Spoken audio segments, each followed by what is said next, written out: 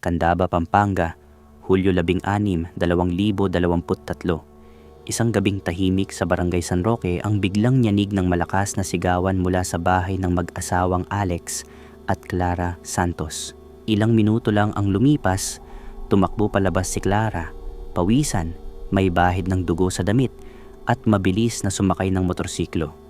Sa loob ng bahay, duguan at walang buhay ang kanyang asawa, si Alejandro Alex Santos, 38 anyos, isang overseas Filipino worker na 3 taon nang nagtatrabaho sa Busan, South Korea. Sa unang tingin, isa lang itong marahas na alitan ng mag-asawa.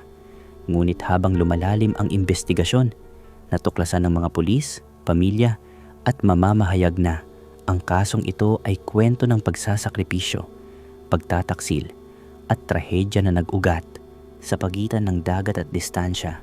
Si Alex ay kilala sa kanilang barangay bilang tahimik, masipag at mapagmahal sa pamilya. Anak siya ni Aling Perla at Mang Ernesto, parehong magsasaka. Bilang panganay, maaga siyang natutong magbanat ng buto para makatulong sa pamilya. Simula nang mamatay ang tatay nila, siya na ang tumayong haligi ng tahanan.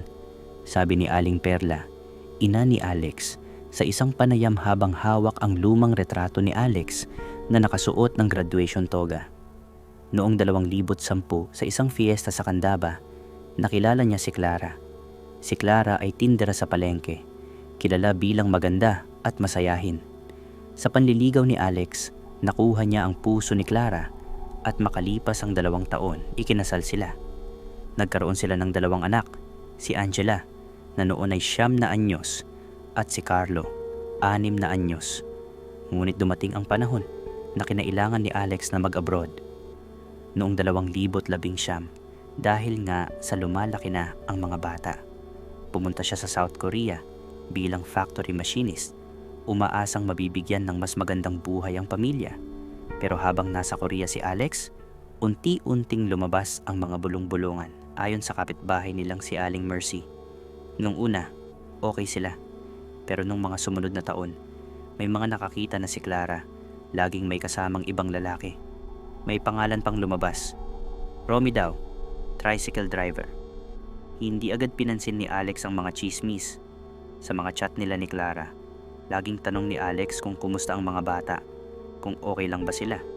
Pero may mga pagkakataong hindi sinasagot ni Clara ang mga tawag niya.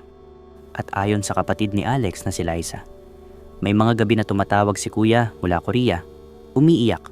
Ang sabi niya, parang nag-iiba na raw si Clara. Pero umaasa siyang pag-uwi niya, maayos nila ang lahat at dumaan nga ang mga araw. Hulyo 2, 2023, umuwi si Alex para magbakasyon ng 1 buwan. Bitbit niya ang mga pasalubong, tsokolate para sa mga bata, damit at bagong cellphone para kay Clara. Sa unang linggo, makikita sa Facebook ang mga litrato nila. Masaya, magkakasama, kumakain sa labas. Pero makalipas ang ilang araw, nagsimula ang malalakas na sigawan sa gabi. Ayon sa testimonya ni Aling Mercy, naririnig namin sila. Si Alex nagtatanong, totoo ba? May iba ka?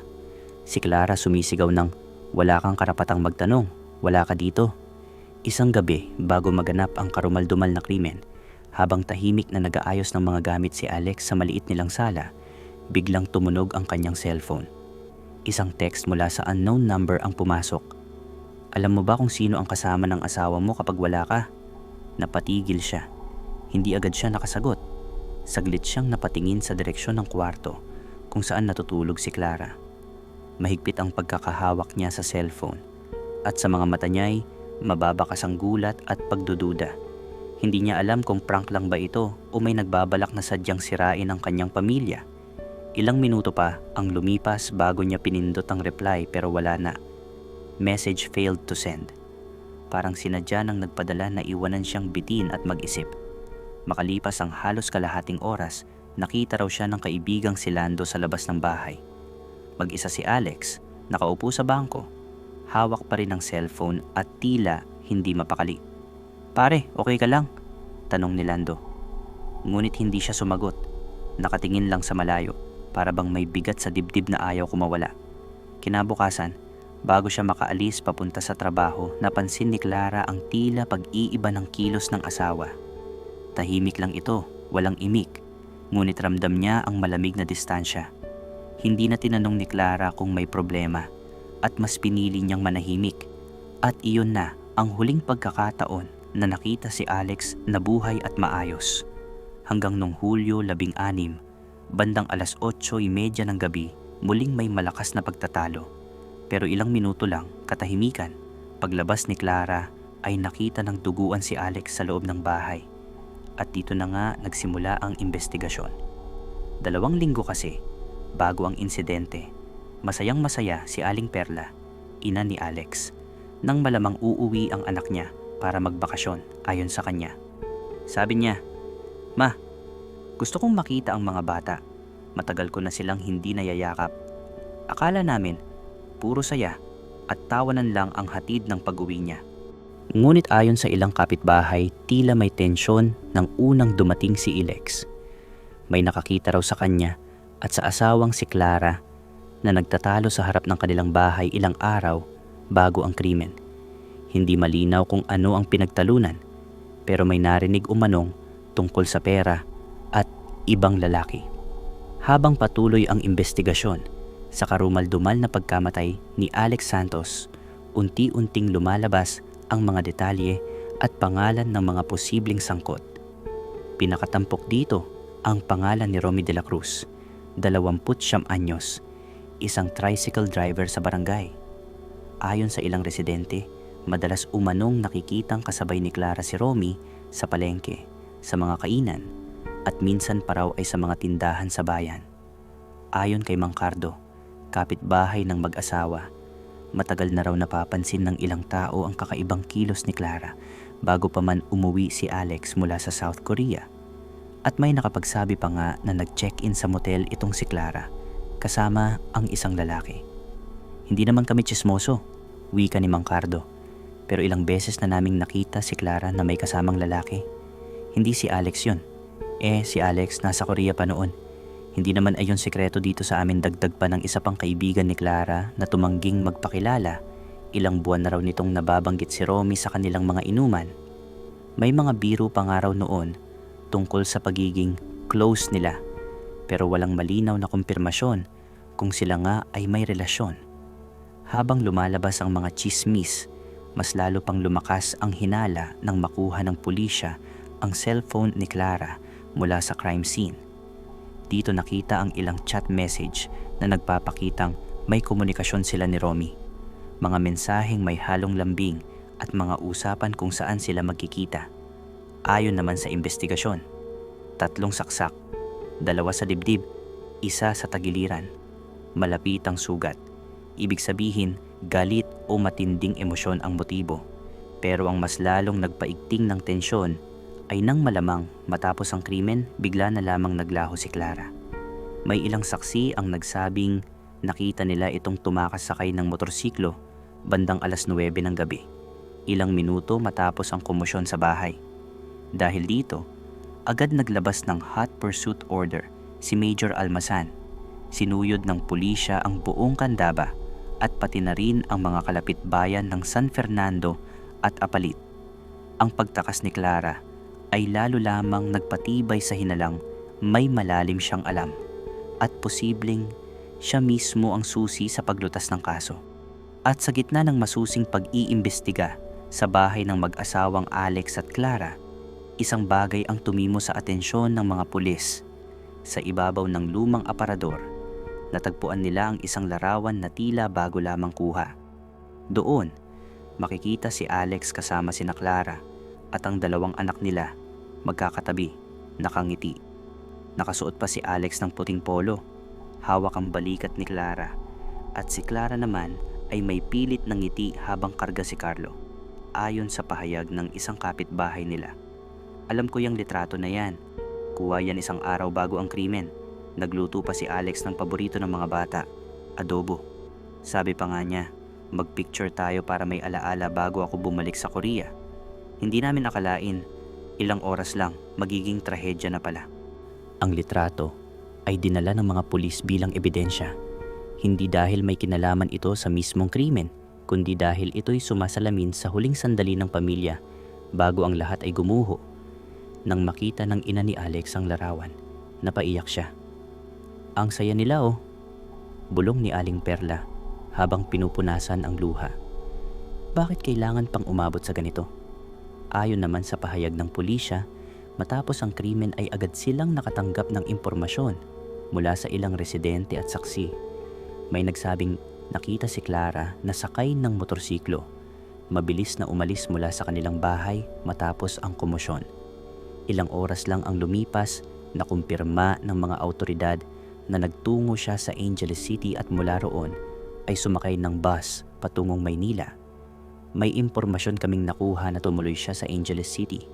Sumakay ng bus papuntang Maynila. Hindi malinaw kung saan eksaktong nagpunta, pero sinusundan namin ang mga CCTV at mga tip ng mga tao. Pahayag ni Police Major Almazan. Isang linggo ring tumakbo ang operasyon bago nila natunton ang kanyang pinagtataguan. Sa bisa ng warrant of arrest, sinalakay ng mga pulis ang isang maliit na apartment sa Bocaue, Bulacan, bandang 10:00 ng gabi. Ayon sa ulat, doon pansamantalang tumuloy si Clara sa pinsan niya habang planong magtago sa Maynila. Walang naging pagtutol si Clara nang siya'y arestuhin. Tahimik siyang sumama sa mga autoridad at agad dinala sa Camp Olivas sa Pampanga para isailalim sa investigasyon. Ang kanyang pagkakadakip ang nagbukas ng daan para tuluyang masimulan ang kaso laban sa kanya at sa di umano'y karelasyon niyang si Romy. Matapos ang pagkakadakip kay Clara, mabilis ding nadamay sa kaso si Romy de la Cruz, ang tricycle driver na sinasabing karelasyon niya. Sa unang pagdinig, mariin niyang itinanggi ang anumang kinalaman sa krimen. Ayon kay Romy, wala siya sa lugar nang mangyari ang pagpaslang kay Alex. Bilang ebidensya, ipinakita niya sa korte ang isang resibo mula sa gasolinahan sa San Simon, Pampanga, na may oras na halos kasabay ng insidente. May isa ring testigong nagsabing nakita siya roon, nagpapakarga ng gasolina at nakikipagkukwentuhan pa umano sa ibang driver. "Hindi po ako pumatay. Hindi ko nga alam na nangyari na pala yon habang nasa gasolinahan ako," pahayag ni Romy sa harap ng hukom. Ngunit hindi dito natapos ang investigasyon. Nang suriin ng mga pulis ang distansya at oras mula sa gasolinahan pabalik sa Candaba, lumabas na posible pa ring makabalik si Romy sa bahay ni Clara bago ang krimen. Sa mga mata ng mga investigador, hindi sapat ang alibi niya para tuluyang mabura ang suspetsa, lalong naging misteryoso ang kaso. Kung si Clara ang umamin sa krimen, bakit tila may ebidensyang nagtuturo na may kasabwat siya? At kung si Romy nga ang kasama, bakit wala ni isang saksi ang direktang nakakakita sa kanya sa lugar ng krimen?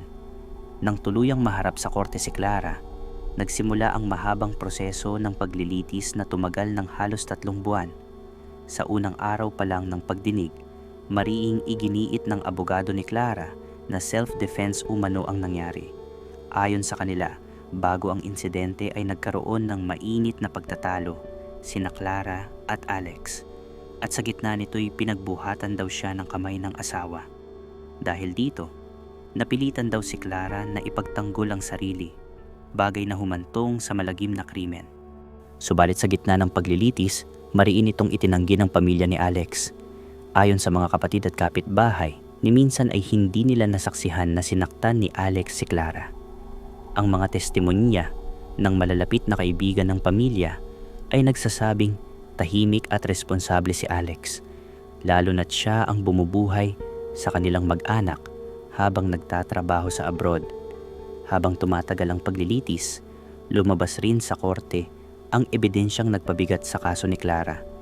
Mga larawan at mensahe sa cellphone na nagpapakitang may matagal ng relasyon sina Clara at Romy.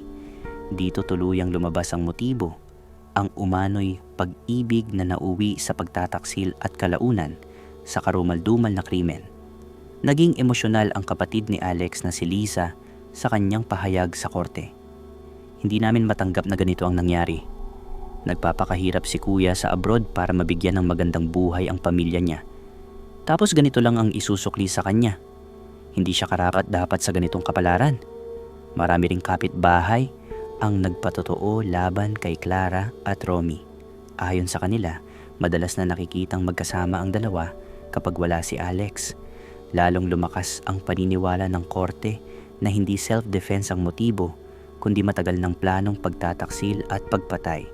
At habang papalapit ang araw ng hatol, may bagong ebidensyang lumutang na lalong nagpagulo sa kaso. Mula sa digital forensics team ng pulisya, natagpuan sa lumang cellphone ni Clara ang ilang chat messages na hindi pa nakikita noon. Mga mensaheng na-delete na pero na-recover ng mga eksperto. Isa sa mga ito ay mula kay Romy. "Sigurado ka na ba sa plano natin? Baka mahuli tayo." At ang sagot ni Clara, "Walang problema. Wala namang makakaalam. Basta siguraduhin mo lang nagulat ang mga taga-usig nang mabasa ito." Sa unang tingin, tila nagpapatibay ito ng hinala na may sabwatan nga si Clara at Romy bago nangyari ang krimen. Ngunit ayon sa depensa, wala raw kinalaman ang mga mensaheng iyon sa pagpatay. Ipinipilit nilang lumang usapan iyon tungkol sa pera at hindi sa krimen. Lalong lumalim ang misteryo nang lumabas pa ang isa pang mensahe galing sa isang hindi kilalang numero.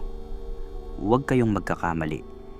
May mga mata sa paligid, hindi malinaw kung sino ang nagpadala nito, ngunit ito'y sapat para mag-iwan ng tanong sa korte. May iba pa bang sangkot sa nangyari? O baka naman may nagbabantang tao na hindi pa natutukoy hanggang mga yon?" Dahil dito, humiling ang abogado ng depensa ng dagdag na oras para siya sa atin ang mga mensaheng iyon. Ngunit sinabi ng korte na ang hatol ay magpapatuloy ayon sa itinakdang petsa. Sa kabila ng bagong revelasyong ito, nanatiling si Clara at si Romy pa rin ang pangunahing itinuturo ng prosekusyon bilang responsable sa pagkamatay ni Alex. Matapos ang 3 buwang sunod-sunod na paglilitis sa Regional Trial Court ng San Fernando, Pampanga, dumating ang araw ng hatol na pinakahihintay ng lahat. Puno ang silid ng korte ng araw na iyon. Nandoon ang pamilya ni Alex, ilang kaibigan ng mag-asawa, mga miyembro ng media, at pati na rin ang ilang kapitbahay na sumubaybay sa kaso mula umpisa. Sa kabilang panig, tahimik na nakaupo si Clara, nakasuot ng kulay kahil na uniforme ng bilanggo, habang katabi ang kanyang abogado.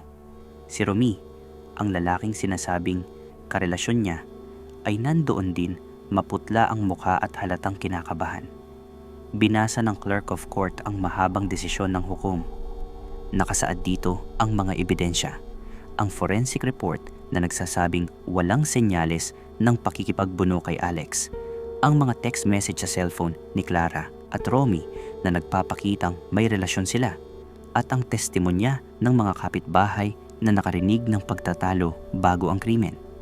Isa-isang tinalakay ng korte ang mga pahayag, kabilang ang pagtatangka ng depensa na ipasok ang self-defense bilang argumento. Hindi sapat ang ebidensya ng depensa para patunayan na may agarang panganib sa buhay ni Clara na nag-udyok sa kanya para pumatay. Wika ng hukom habang binabasa ang desisyon. Sa halip, malinaw na may intensyon at galit na sangkot sa ginawa. Matapos ang mahabang pagbasa, dumating ang sandaling kinatatakutan ni Clara. Hinatulan siya ng reclusion perpetua sa kasong parricide, habang buhay siyang makukulong na walang posibilidad ng parol bago makapagsilbi ng 30 taon.